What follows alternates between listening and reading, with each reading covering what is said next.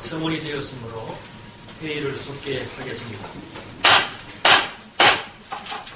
지금부터는 오전 주질의에 이어 1차 보충 질의에 들어가도록 하겠습니다. 질의 시간은 오전 회의에서 공지해드렸듯이 답변 시간을 포함하여 7분입니다. 그러면 김영록 의원님 질의해 주시기 바랍니다. 오전에 질의를 했습니다마는 82년도 아파트를 선친께서 이렇게 증여로 이렇게 앞선친으로 받았다 이거죠. 그렇습니다. 증여세를 냈다고 들었는데 들었습니다. 냈다는 증명을 할 수가 없다 지금 이런 상황 아닙니까? 예, 제가 집에 혹시 그때 자료가 있는지 한번 찾아보겠습니다. 그런 부분에 후보자가 답변을 들어보면은 뭔가 증여세를 내야 한다. 그리고 그것도 내가 냈어야 하는 건데 잘못됐다 하는 그런 인식은 별로 없이 그냥 선친이 냈습니다.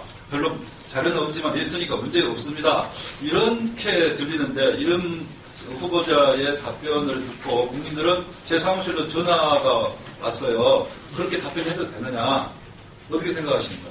예, 물론 증여세는 원칙적으로 증여를 받는 사람이 내도록 하는 것이 맞습니다.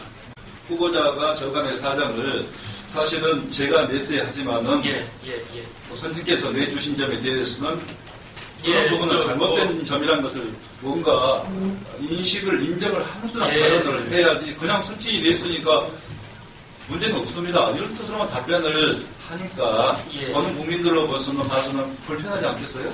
근데 이 가운데서 관계 장관님, 직원분들을 1대1로 만나고 해서 설득시켜 나가는 그런 노력이 필요하다. 특히 여당 의원님들은 전부 같이 모여가지고 그냥 한번 설명하고 그래도 좋은데 야당 의원님들한테는 1대1로 좀 찾아가서 좀 설명드리고 협조를 노려야 된다고 보는데 각오를 좀 말씀해 주십시오.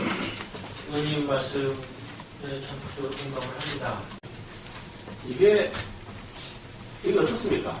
복지 재원 조달하기 위해서 SOC 예산을 줄여간다고 하셨는데 농림 예산도 같은 맥락에서 보시는 겁니까? 아니, 그런 뜻은 아니고요. SOC 예산은 어느 정도 이제 아까 말씀드린 것이 어느 정도 우리나라에 그전에는 급격하게 SOC를 의원님 잘 아시지만 SOC를 늘어났지 않습니까? 그런 것은 이제 할 것이 아니다. SOC 수준으로까지는 넘어은 아니고 적어도 넘어은 줄이지 않겠다. 이거는 하셨잖아요. 지금 국가재정 운영계획이 있는 그런 정도의 것은 지켜야 된다고 생각을 하고요. 농업 예산 줄이지 않고요.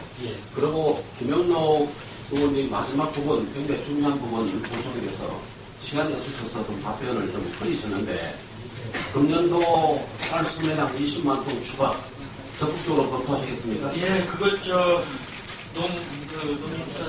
농림수산부로서 적절히 검토를 해서 농민들의 피해가 쌀농가에게 피해가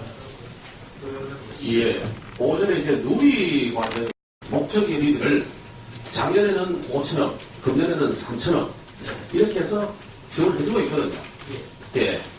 그런데 이렇게 쭉 하고 있는데 왜 그러면 이렇게 편성을 안 하고 하는 논란이 불거졌다고 보시는가요?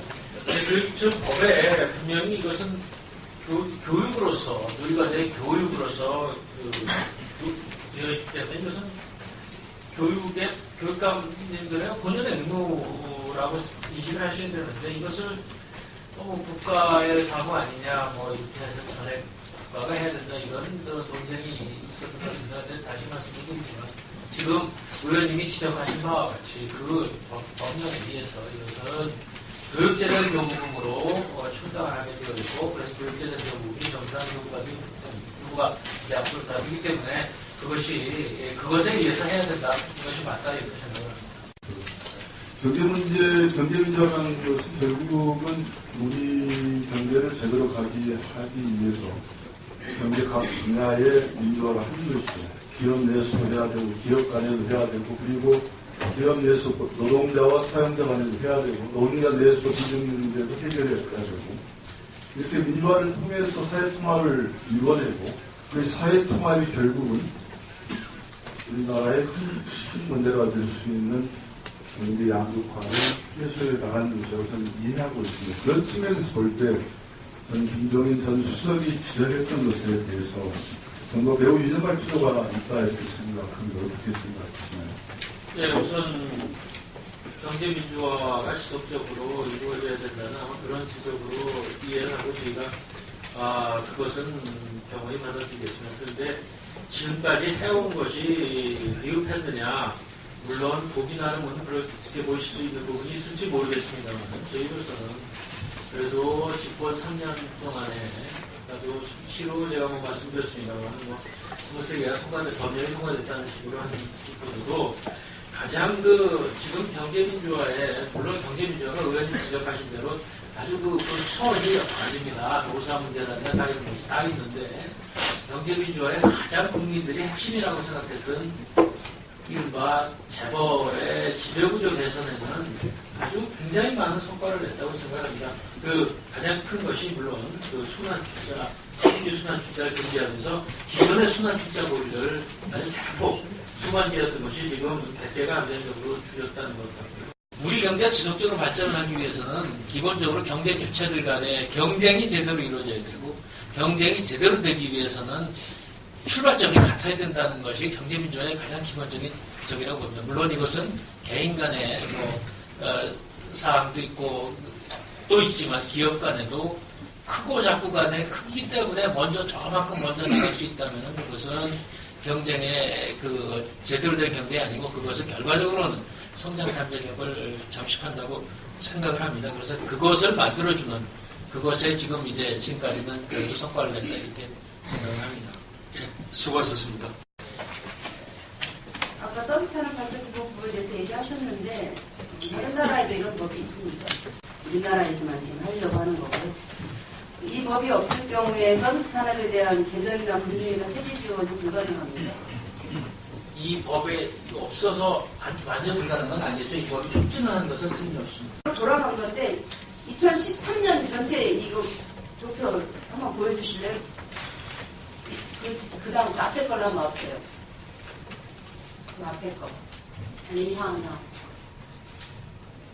여기 한번 보십시오. 예. 2013년에도 그 사도 41조를 줬는데도 이미 부족한 게 1조가 부족했어요. 예. 정부 추계액하고 실교부액하고 차이가 현재로 차액이 3년 동안에 지금 15조가 지금 부족한 거예요, 전체적으로. 그러니까 지금 정부는 2013년 액수를 주니까 이거면 충분하게 차고 넘친다 그러지만 그 액수가 이미 실제 현장에서는 모자란 돈이에요, 모자란 돈. 그리고 올해로 그 호봉 증가해서 인건비 증가분이 얼마인지 아세요? 네, 인건비 증가분은 제가 올해로 1조 2천억이 1조 2천억. 예. 그렇습니다. 그러니까 예. 실제로 1조 8천억 물었다 물어봤자 2013년하고 같은 액수이고 그 중에서 1조 2천억이 호봉 증가분이기 때문에 실제로 늘어나는 건 없는 거예요, 현장에서. 네, 수고하셨습니다. 근데 무슨 엄청난 지금 돈이 있는데 교육청에서 안 한다 이렇게 이야기하시는 건 곤란하죠. 그러니 재정은 지방재정도 어려웠던 것과 마찬가지로 지난 몇 년 동안은 중앙재정도 똑같이 어려웠던 것이 그러니까 부정감세 처리하라고 그렇게 얘기해도 안 하시는 거잖아요, 그러면서도.